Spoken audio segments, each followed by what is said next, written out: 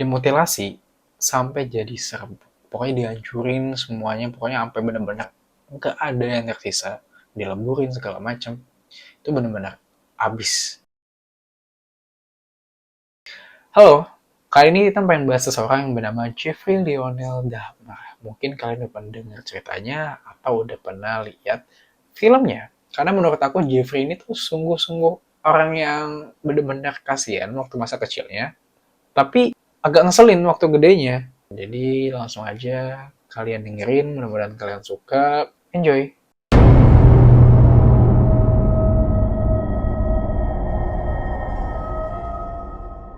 Jeffrey Lionel Dahmer, atau yang biasanya dikenal sebagai The Milwaukee Cannibal.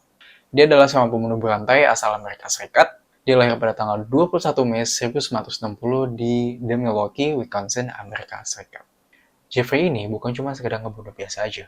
Jeffrey juga ngelakuin kanibalisme, mutilasi, nekrofilia, dan pemerkosaan. Jadi Jeffrey ini tuh udah kayak another level lah bagi aku ya. Karena bener-bener pas aku nonton tuh serem. Siapa sih ayah dan ibunya si Jeffrey ini? Jeffrey ini adalah anak dari Lionel Herbert Dahmer dan Joyce Ann. Pada tanggal 1966, adiknya lahir dan Jeffrey ini diizinkan untuk memberi nama anaknya yang dinamai David. Joyce Ann selaku ibunya sebelum lahirnya si David ini tuh sering cari masalah sama suaminya untuk mendapatkan perhatian dari suaminya. Alhasil, Jeffrey kecil sering sekali melihat mereka bertengkar dan tidak mendapatkan perhatian sama sekali. Dan Jeffrey juga sempat pernah dioperasi karena penyakitnya. Semenjak dari situ, Jeffrey jadi makin pendiam. Dimana sebelumnya udah mana keluarganya berantem mulu, nggak diurusin, nggak dapet perhatian, udah jadi pendiam, makin jadi pendiam. Segala cara dilakuin oleh orang tuanya supaya si Jeffrey itu bisa bersosialisasi lagi, dari membelikannya anjing, sampai mendaftarkannya ke banyak kegiatan. Agak ngeselin ya kalau nggak bisa ngomong R tuh.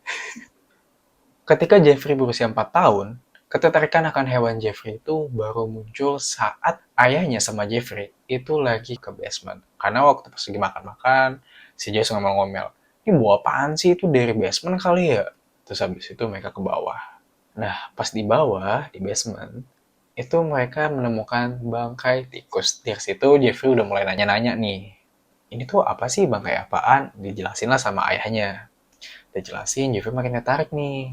Dia mainin tulangnya. Dari situlah Jeffrey udah kelihatan punya hobi baru. Tapi ibunya, si Joyce, itu nggak suka sama hobinya ini. Dia malah ngomel-ngomel. Tuh hobi macam apa? Itu bener-bener menjijikan, menggelikan. Pokoknya gue nggak suka deh sama hobinya. Terus ayahnya itu ngebantuin si Jeffrey, ngebela.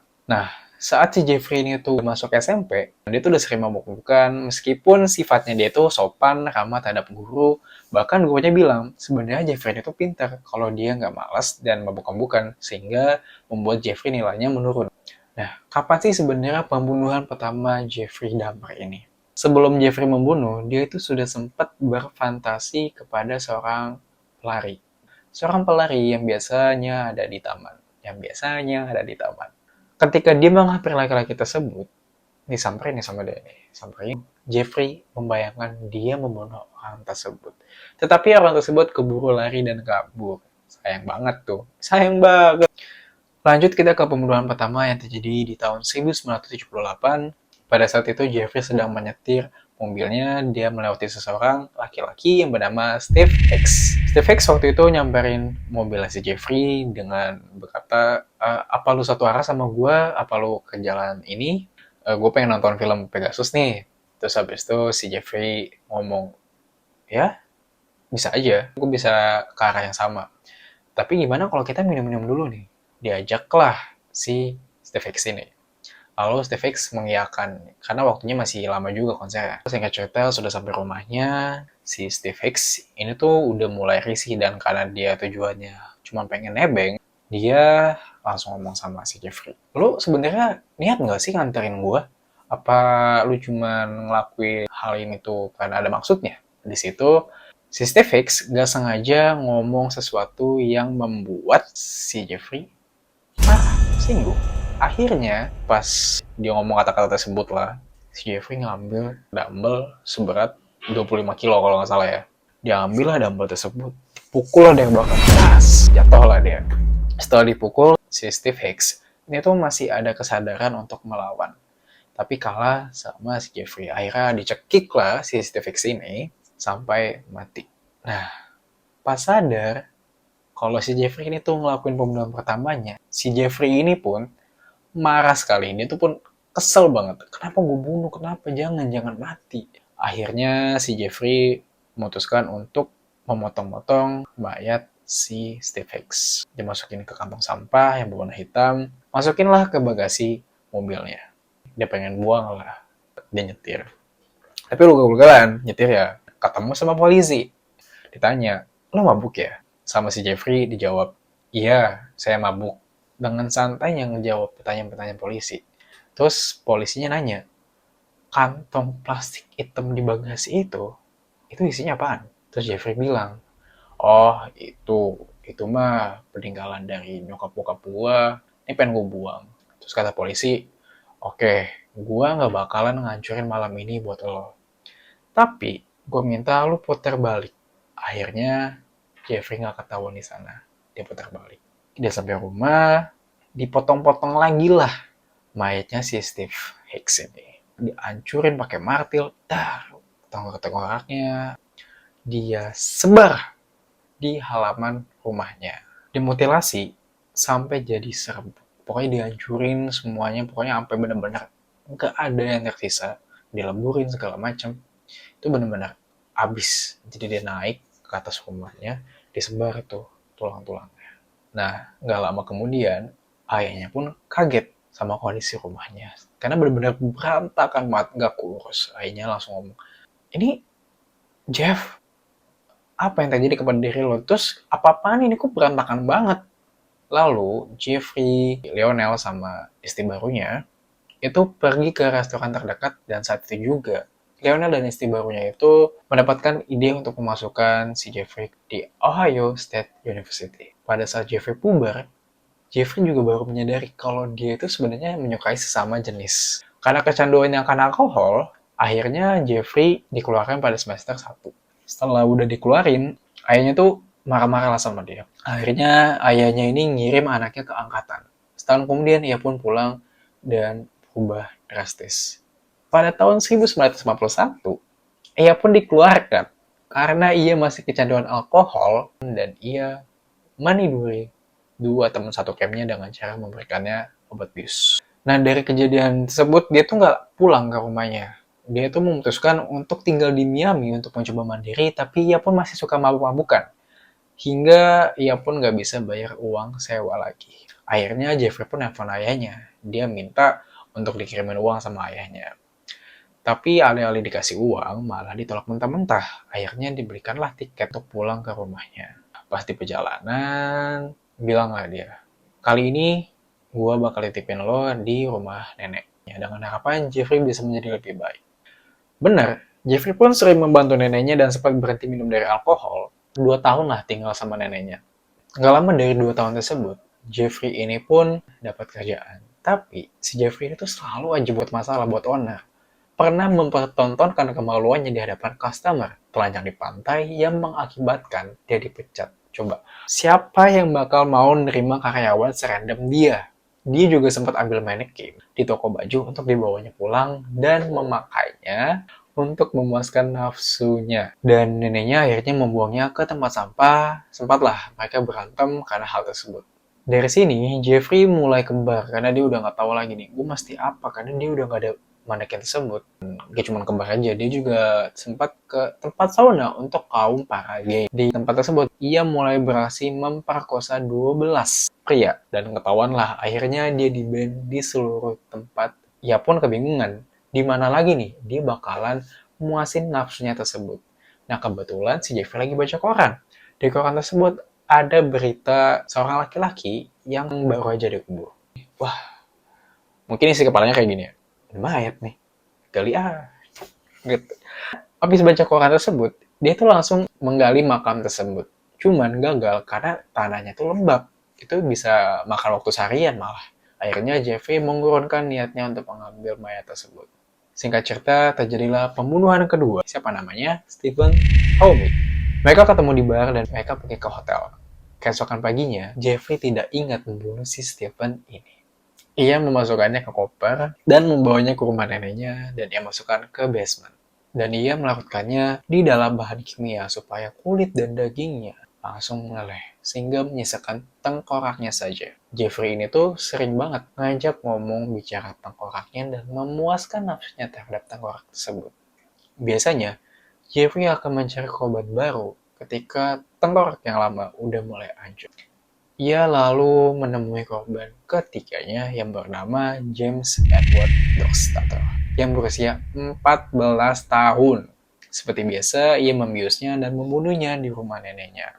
Ada lagi korban keempat yang bernama Richard Guerrero. Sama seperti korban sebelumnya, dibiuslah minumannya, kulitin, disimpan tengkoraknya. Tengkoraknya tuh bagi dia itu adalah sebuah trofi bagi dia.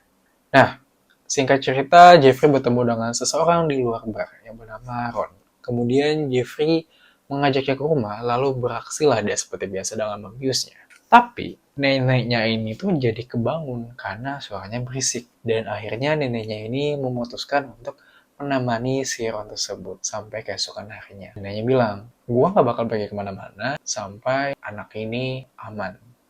Keesokan paginya, naik bus lah mereka. Laki-laki ini pun sadar. Akhirnya cerita ke polisi, lapor semuanya segala macam. Datanglah polisi, tapi nggak dapetin apa-apa. Nihil.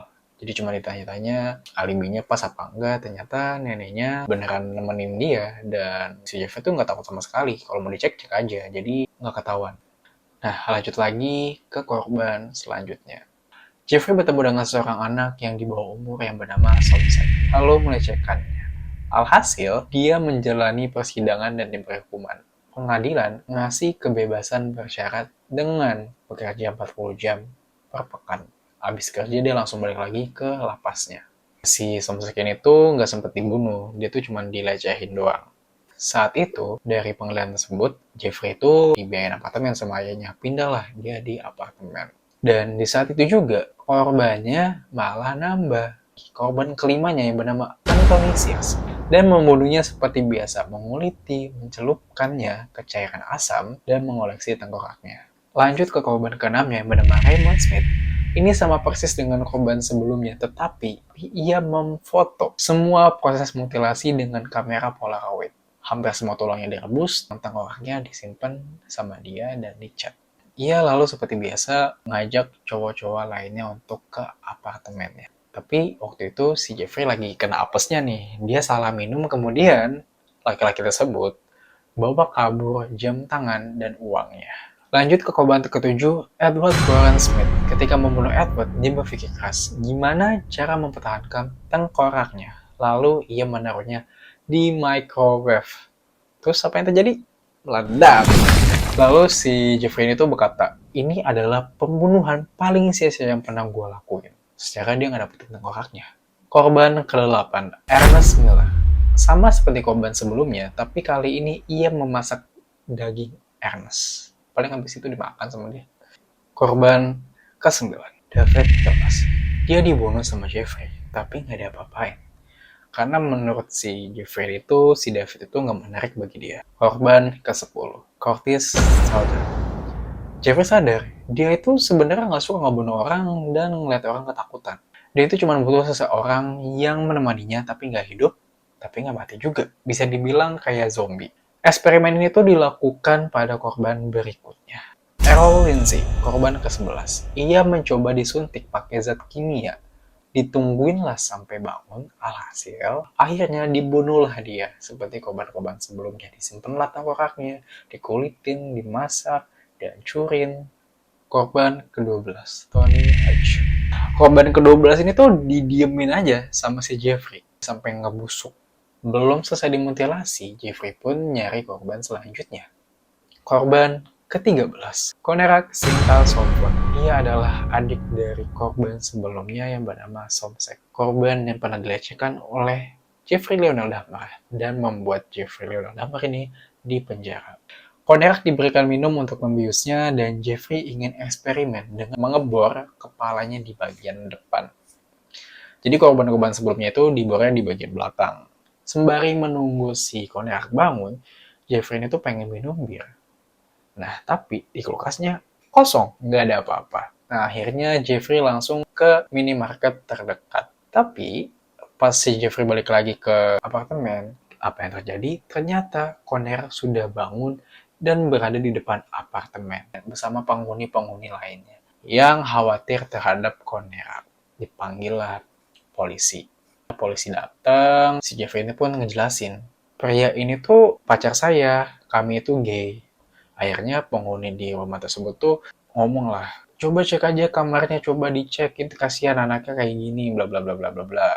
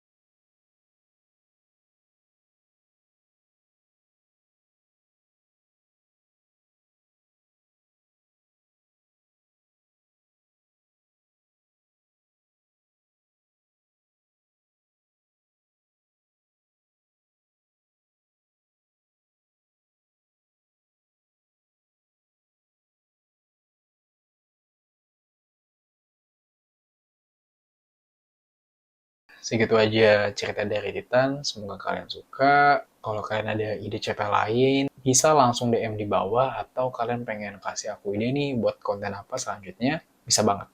Maaf banget kalau penyampaian aku masih banyak ala-alanya, banyak akunya, masih suka kadang lihat ke laptop aku, karena ini pertama kalinya. Semoga nextnya aku bisa jadi lebih baik, dan kalian lebih enjoy ke depannya. See you!